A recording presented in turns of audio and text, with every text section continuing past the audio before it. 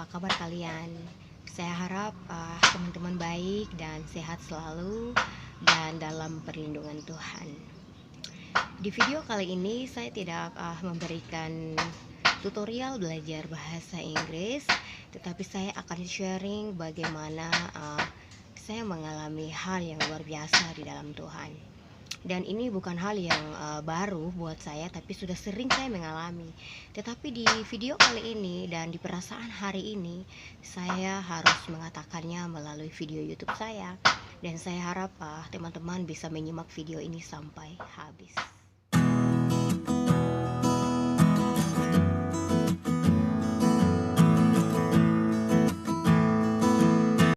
Semalam saya dengan suami memutuskan untuk kami sharing satu ayat dan kami tidur. Puji Tuhan, saya punya suami memang rindu untuk mau mengenal Tuhan lebih dalam lagi. Dan saya sudah sering berbagi dan sharing dengannya tentang pengalaman hidup kami. Dan kami sharing bagaimana Tuhan mengubah setiap hati dan perasaan kami. Dan dalam kondisi ini memang saya lagi kurang fit dan kurang istirahat, tetapi roh tubuh jiwa saya harus kuat untuk siap untuk berdoa dan harus bisa untuk menyiapkan materi untuk anak-anak belajar. Jam 10 malam saya membaca satu ayat sebelum saya tidur, dan di situ saya teringat sekali ayatnya jelas, yaitu saya melihat di Yohanes 14 ayat 6 yang berkata begini. Yesus berkata kepada mereka, "Akulah jalan, kebenaran, dan hidup. Tidak ada seorang pun yang datang kepadaku kalau tidak melalui Bapa." Jadi saya jadi berpikir, oh Tuhan, berarti hidup saya kurang berkenan di hadapan Dia. Dan mungkin saya kurang menyenangkan hati Tuhan. Saya juga tidak tahu cara datang kepada Tuhan seperti apa. Tapi saya minta malam itu dan saya berdoa, Tuhan, saya tahu bahwa rencanamu lebih indah dari rencanaku. Dan Engkau adalah jalan dan kebenaran yang harus saya dapatkan dalam hidup saya. Dan biarlah saya mengerti setiap rencana. Dan apa yang Engkau mau katakan kepadaku, biarlah Tuhan itu sesuai rencanamu, jangan rencana saya. Saya bangun tepat di pukul 5 subuh dan saya terkaget bangun karena saya bermimpi sesuatu yang luar biasa yang mengubah hati dan pikiran saya, yaitu saya percaya bahwa Tuhan selama ini melihat pelayanan saya tanpa dibayar. Ada juga yang dibayar dari beberapa les yang sudah saya lakukan, dan juga saya melayani dengan tanpa dibayar sepersen pun. Dan saya tahu dan saya yakin bahwa Tuhan melihat hati saya. Tuhan tahu apa yang saya lakukan untuk anak-anak di Papua, dan Tuhan tahu apa yang saya mau berbagi dengan mereka yang membutuhkan dan tidak memiliki uang, tidak memiliki modal untuk memulai sesuatu yang baru. Dan puji Tuhan juga, saya sering berbagi dengan teman-teman anak-anak muda bagaimana mereka mengenal Tuhan secara pribadi. Dan saya tidak hidup dari kehidupan kebiasaan saya yang sering merasa bahwa saya lebih baik dari suami saya atau saya lebih baik dari orang lain. Itu dulu. Tetapi setelah saya menikah dan saya memutuskan untuk mengambil keputusan bagaimana Tuhan mengubah hidup saya, di situ saya percaya bahwa Tuhan itu adil dan Dia tahu kepada siapa Dia berkemurahan.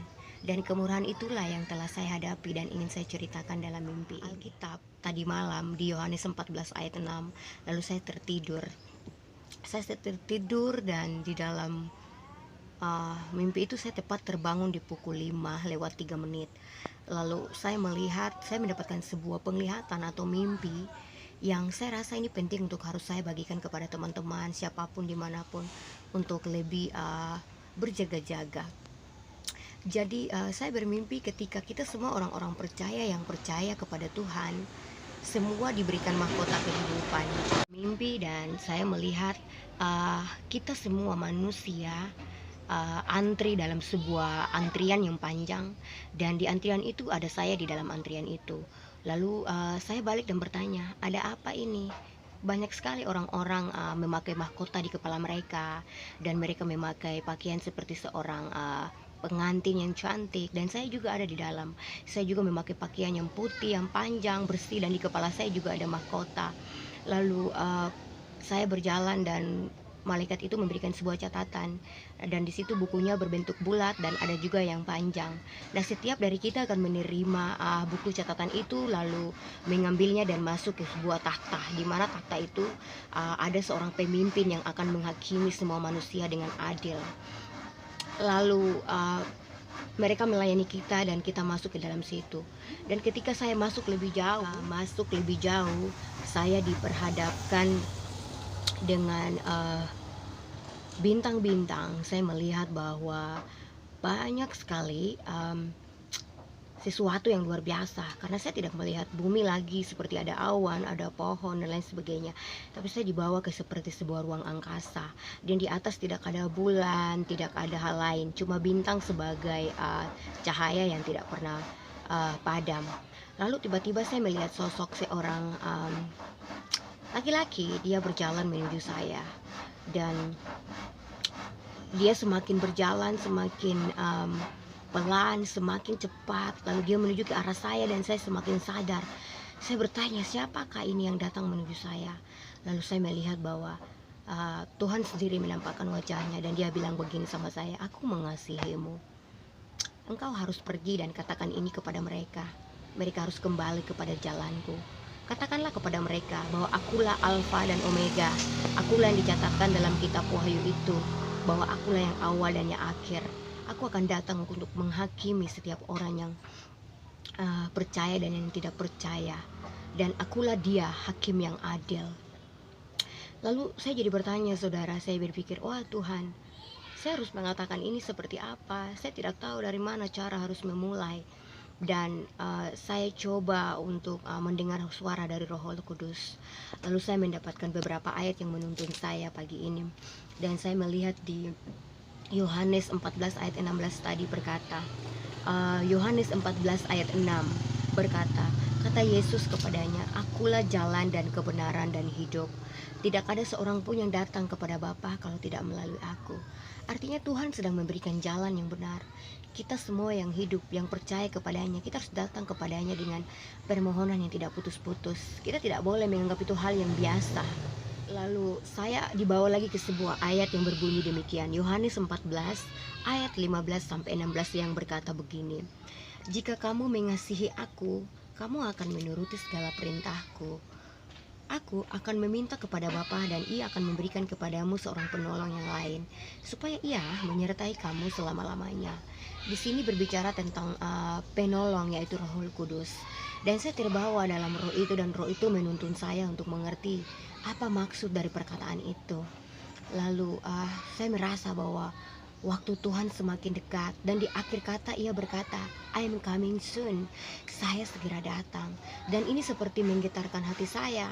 Saya terkaget dan saya terbangun di pukul tersebut, dan saya lihat suami dan anak saya sedang terbaring dan tidur. Dan saya karena merasa ini ada sesuatu hal yang penting yang harus saya sampaikan, saya terbangun dan saya pasti bangun suami saya, dan saya bilang, ayo kita berdoa. Saya mau bertanya kepada Tuhan, apakah ini mimpi dari Tuhan atau bukan. Dan kami mengambil waktu beberapa menit untuk berdoa dan bertanya. Di dalam doa itu saya berdoa begini, Bapa, apa yang harus aku mengerti dari doa ini? Jika doa ini adalah memang benar dari Engkau, berikanlah tanda kepadaku agar aku mengerti apa yang harus aku lakukan. Dan di dalam iman saya percaya, lalu Roh Kudus berkata, engkau harus pergi dan menyampaikan ini. Lalu saya mengambil keputusan bahwa, bagaimana kalau saya sharing informasi ini di video YouTube saya. Dan saya percaya bahwa ini akan memberikan kesempatan dan juga pengertian kepada teman-teman atau siapapun di mana saja yang berada untuk mengerti dan melihat bahwa kesaksian hidup saya dapat menolong mereka. Kami saling mengingatkan dan bagaimana kita kembali kepada jalan yang benar. Dan saudara tahu apa yang saya rasakan? Saya merasakan bahwa saya seperti dituntun oleh Roh Kudus. Dan saya percaya bahwa Roh Kudus ini sudah diberikan kepada kita sejak sebelum kita lahir ke dunia. Dan di dalam setiap kita, yaitu yang disebut dengan talenta atau kasih karunia, itu adalah hal yang tidak pernah ditinggalkan. Karena itulah Roh Tuhan untuk menuntun setiap umatnya agar mereka menjadi percaya kembali kepada jalan dan kebenaran. Saya mau katakan bahwa mungkin di setiap kita banyak sekali kesalahan yang kita lakukan. Kita bisa menyakiti saudara, suami, keluarga, tetangga, atau bahkan siapapun. Tetapi itu bukan alasan kita untuk menjauhkan diri dari mereka ataupun Tuhan. Karena kesempatan yang Tuhan kasih adalah kesempatan bagaimana kita mau bertobat, kembali memperbaiki diri, mencoba memperbaiki setiap kesalahan kita, kata-kata kita yang salah, kata-kata kita yang menyakiti, atau bahkan pengertian kita yang terlalu buruk terhadap orang lain, negatif thinking yang berlebihan, atau bahkan salah melihat orang dari sisi yang kurang baik. Dan itulah yang mengapa kita sering hidup dalam kenajisan dan dosa. Saya mengakui bahwa saya adalah orang berdosa. Saya tidak tahu apa-apa, tetapi Tuhan melayakkan saya untuk menyaksikan semua itu. Dan saya percaya bahwa apapun yang Tuhan taruh dalam hati kamu dan saya, itu adalah harapan atau suatu tujuan yang telah Ia berikan kepada kita. Saya percaya dalam kitab Yeremia 1 ayat 5 berkata, "Sebelum engkau ada dalam kandungan ibumu, aku telah mengenal engkau. Dan sebelum engkau keluar dari kandungan, aku telah menguduskan engkau." Saya percaya ayat firman ini karena ketika kita semua yang telah lahir, Tuhan sudah tahu siapa kita dan bagaimana kita akan dibentuk ketika kita dewasa. Dan saya percaya ini bahwa Tuhan tidak pernah meninggalkan siapapun. Ia hanya butuh hatimu. Dia butuh keinginanmu yang dalam, yaitu yang lahir dari hati nurani, agar engkau benar-benar dipakainya menjadi alatnya yang luar biasa. Doa saudara belum dijawab. Dan mengapa selama ini saudara merasa bahwa Tuhan jauh? Karena saudara belum meminta dengan sungguh-sungguh di dalam Dia. Saudara belum percaya bahwa Dia adalah Tuhan yang memberikan jalan dan kebenaran. Saya mau membantu saudara untuk memahami ini. Dan saya terbawa dalam kitab ini dan bagaimana kitab ini juga memberikan pengertian yang dalam kepada saya. Mari kita lihat di Yohanes 16 ayat 24 yang berkata begini. "Sampai sekarang kamu belum meminta sesuatu pun dalam namaku. Mintalah maka kamu akan menerima supaya penuhlah sukacitamu." Ini ayat yang mengajarkan saya bagaimanapun saya harus meminta di dalam Dia, karena Dia itu maha tahu. Dia tahu apa yang saya butuh, makanan rohani dan makanan jasmani.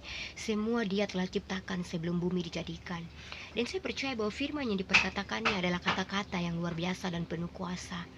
Dia adalah Tuhan yang tidak pernah meninggalkan kita.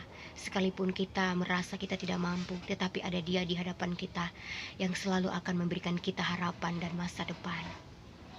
Jadi saya mau katakan kepada saudara bahwa Dia berkata, "Semua itu kukatakan kepadamu dengan kiasan. Akan tiba saatnya aku tidak lagi berkata-kata kepadamu dengan kiasan, tetapi terus terang memberitakan Bapa kepadamu." Saya bahwa Dia akan berkata tentang Bapaknya kepada kita, karena Dia mengasihi kita. Dia ada di dalam Bapa dan Bapa ada di dalam Dia. Dan mengapa saya mendapatkan mimpi itu mengajarkan saya bahwa ketika Tuhan tahu hati kita, apa yang kita minta, Tuhan akan buat itu berhasil. Dan saya percaya bahwa saudara juga memiliki harapan dan permintaan yang sama. Saudara akan dapat kalau saudara percaya. Saudara harus ingat di Matius 6 ayat 33 berkata, "Tetapi carilah dahulu kerajaan Allah dan kebenarannya, maka semuanya akan ditambahkan kepadamu." Ya, dan ini benar. Ketika kita merasakan dan kita melakukan firman itu terjadi atas hidup kita. Bukanlah kata-kata, tetapi firman adalah lebih kepada perbuatan, di mana perbuatan kita adalah kesaksian hidup kita sendiri. So, saya merasa bahwa Tuhan itu adil. Walaupun di balik setiap kesalahan kita, hidup kita yang tidak sempurna, kesalahan yang sering kita buat, tetapi Tuhan mau kita kembali agar kita mengerti bahwa Dia itu Allah yang setia. Dia Bapa yang penuh dengan belas kasihan. Dia Allah yang setia. Dia mau hati kamu.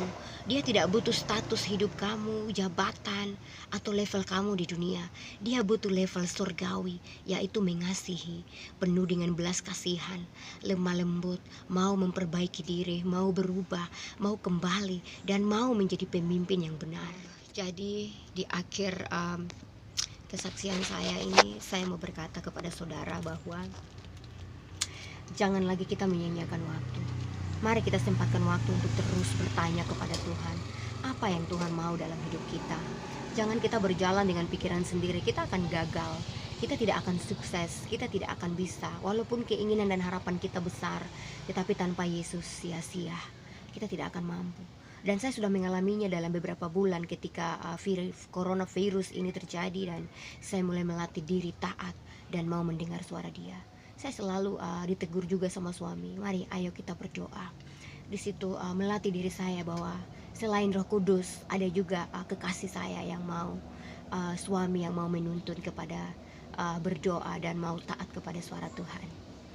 Dan saya percaya bahwa saudara di luar sana, Tuhan mengasihimu. Tuhan tidak pernah meninggalkanmu. Jangan engkau berkata bahwa Tuhan begitu jauh dari hidupmu. Tuhan tidak begitu jauh. Matanya selalu tertuju di hatimu. Dia tahu apa yang kau rasakan. Masalah, kesulitan, dan harapan yang sudah rasa putus. Tetapi dia ada di tengah-tengah jika engkau datang dan memanggilnya dan berkata, Tuhan, aku membutuhkan engkau. Dia akan memberikanmu mimpi, dia akan menjagamu, dia akan memberikan segala hal apapun yang kau minta. Dan dia butuh hatimu. Kamu harus betul-betul berdoa dengan sungguh-sungguh.